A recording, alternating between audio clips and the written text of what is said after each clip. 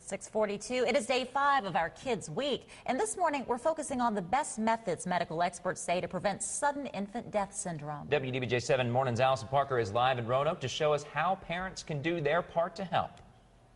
Well, it's ultimately the parent's decision, but medical experts say that bed sharing is incredibly risky. I'm here with Vanessa Hedge. She's a pediatric nurse practitioner at Carilion. You offer a pretty simple solution to this. Tell us about it.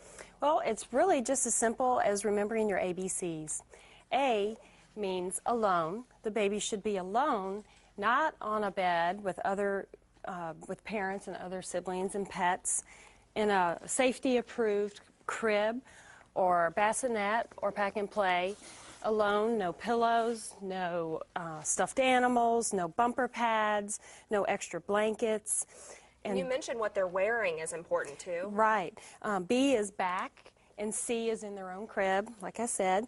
And a light, they don't need extra blankets. Just a onesie or a sleep sack, similar to what this baby's wearing, is all they really need. Tell us about the benefits of room sharing.